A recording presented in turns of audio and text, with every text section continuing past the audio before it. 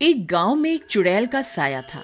वह चुड़ैल रात होते ही लोगों के घरों में घुसती और जो भी दरवाजा खोलता उसे अपने साथ उठाकर ले जाती। अरे मर गया रे, कोई तो मुझे बचाओ, कोई तो मुझे इस चुड़ैल से बचाओ, ये मुझे ले जाकर खा जाएगी। अगले दिन, ए विमला, जल्दी से ये सारे बर्तन धो ले, अंधेरा होने वाला है। अगर रात हो गई तो चुड़ैल यहाँ आ जाएगी।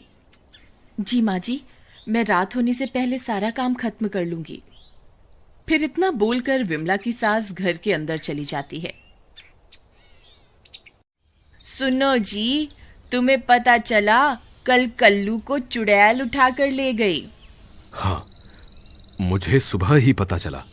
गांव वालों ने उसे बोला था कि अपने घर के आगे चुड़ैल कल आना लिखवा ले, लेकिन वो कहता था कि मैं इन चीजों में विश्वास नहीं रखता और मैं किसी चुड़ैल से नहीं डरता। और अब देखो, उठा के ले गई ना चुड़ैल उसको। आप सही बोल रहे हो जी, भगवान का लाख शुक्र है, हमने तो अपने घर के आगे चुड़ैल का लाना लिखा हुआ है। तभी उसका बेटा घर आता है। हाँ माँ, लेकिन विमला घर के बाहर ही काम कर रही है, उसे भी घर के अंदर बुला लो, अंधेरा होने वाला है, कहीं चुड़ैल ना आ जाए। क्यों रे राजेश, तुझे बड़ी फिक्र हो रही अपनी बीवी की। तू चुपचाप अपने कमरे में चला जा, जब तेरी पत्नी बाहर का सारा काम निपटा लेगी तभी उसे घर में आने दूंगी। चल चुपचाप अपने कमरे में जा। फिर वह उदास होकर अपने कमरे में चला जाता और खिड़की से विमला को पुकारता है। विमला, विमला, अंधेरा होने वाला है, कहीं चुड़ैल ना आ जाए। लेकिन मेरा काम अभी खत्म नहीं हुआ, अगर मैं काम अधूरा छोड़ के आऊंगी तो माँ जी को अच्छा नहीं लगेगा। मैं यहाँ नहीं रहना चाहिए, कहीं चुड़ैल ना आ जाए।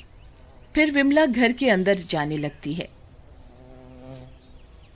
अरे बहू रानी, अंदर कहाँ घुसी आ रही हो? अभी तो इतने सारे बर्तन पड़े हैं, वो कौन साफ करेगा?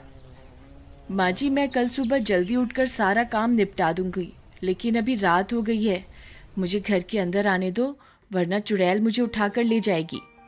ठीक है, तुझे एक ही शर्त पे घर के अंदर आने दूंगी। मुझे सोने के कंगन पहनने का बहुत शौक है, तू अपनी माँ को बोल के मुझे सोने के कंगन बनवा दे। नहीं नहीं माँ जी, ये आप क्या कह रही हैं? मेरे माँ बाप ने लोगों से कर्जा लेकर तो मेरी शादी की है, वह आपकी ये मांग कैसे पूरी कर पाएंगे? आप मुझसे जितना चाहे काम करवा लो, मैं उफ तक नहीं करूंगी, लेकिन मेरे माँ बाप से कुछ मत मांगिए। मुझे तो पहले ही पता था तेरे माँ बाप के बस की कुछ नहीं है, उन्होंने अपनी बेटी के लिए किया ही क्या है आज तक। इतना बोलकर विमला की सास गुस्से में अपने कमरे में चली जाती है।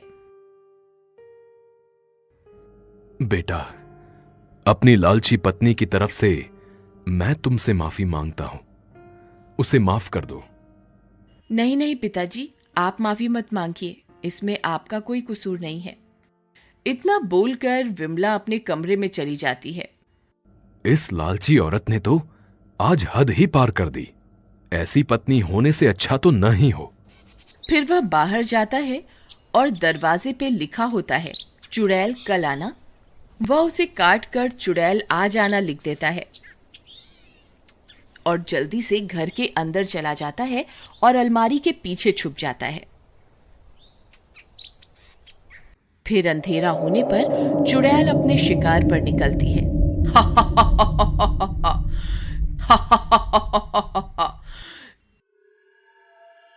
अरे ये तो लिखा है कल आना, लगता है घर में आज कोई नहीं है, यहाँ कल आऊंगी।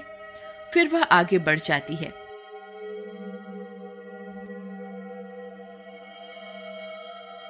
अरे यहाँ तो लिखा है आ जाना। फिर वह उस घर का दरवाजा खटखटाती है।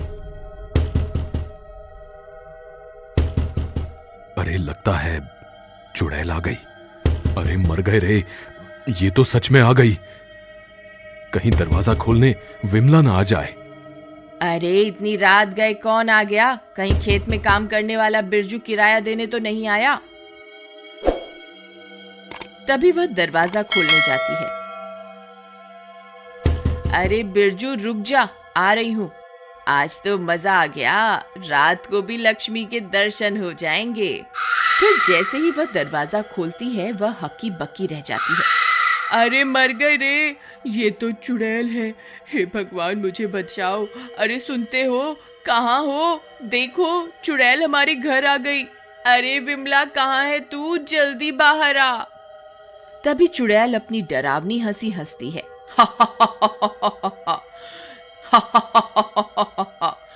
तुझे मुझसे कोई नहीं बचा सकता। इतना बोलकर वह उसे उठाती है और आसमां में उड़ जाती है। सब गांव वाले इस मंजर को अपनी आंखों से देखते हैं, लेकिन कोई भी डर के मारे उसे बचाने के लिए बाहर नहीं आता और चुड़ैल उसे उठाकर अपने साथ ले जाती है। शुक्र है भगवान का, इस लालची औरत से जान तो छूटी। तभी विमला बाहर आती है। अरे पिताजी, ये कैसी आवाज थी और माँ जी कहाँ हैं? उस लालची औरत को तो चुड़ैल उठाकर ले गई। आज से तुम्हारी सारी परेशानियों का अंत। लेकिन पिताजी, हमने तो घर के बाहर चुड़ैल कल आना लिखा हुआ था, तो फिर चुड़ैल हमारे घर कैसे आ गई? अरे ये क्या, किसी ने इसे काटकर चुड़ैल आज आना लिख दिया। ये किसने किया? ये जरूर किसी गांव वाले की शरारत है। मैं अभी पता लगाता हूं। ठहरो बेटा, तुम्हें कहीं जाने की जरूरत नहीं है। ये मैंने ही किया है। इस लालची औरत को सजा मिलनी चाहिए थी। नहीं पिताजी, ये आपने ठीक नहीं किया। आपको ऐसा नहीं करना चाहिए था। बेटा, मुझसे रोज रोज तुम्हारी ऐसी हालत देखी नहीं जाती थी, इसीलिए मुझे लगा कि इस लालची औरत को सबक सिखाने का यही सही तरीका है। अब क्या करें? मां को वापस कैसे लाएं? इतनी रात में जंगल में जाना खतरे से खाली नहीं होगा।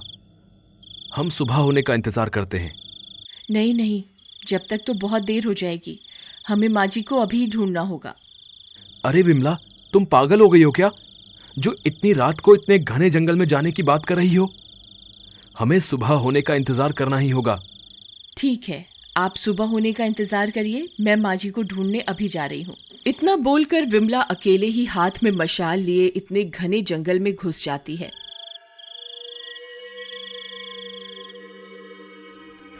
हे भगवान, कृपा करके मेरी बहू का साथ देना। वहीं विमला जंगल में चुड़ैल की तलाश करती रहती है। तभी उसे डरावनी आवाजें सुनाई देती हैं। विमला बहुत डर जाती है। तभी उसे डरावनी हंसी सुनाई देती है।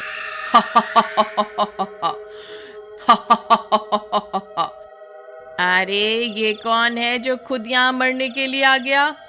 ए लड़की, तेरी इतनी हिम्मत जो खुद इतने घने जंगल में आई? तुझे बिल्कुल भी डर नहीं लगा? हे चुड़ैल, कृपा करके मेरी माँ को छोड़ दो, बदले में मेरी जान ले लो। विमला की ये सारी बातें वह लालची औरत भी सुनती है।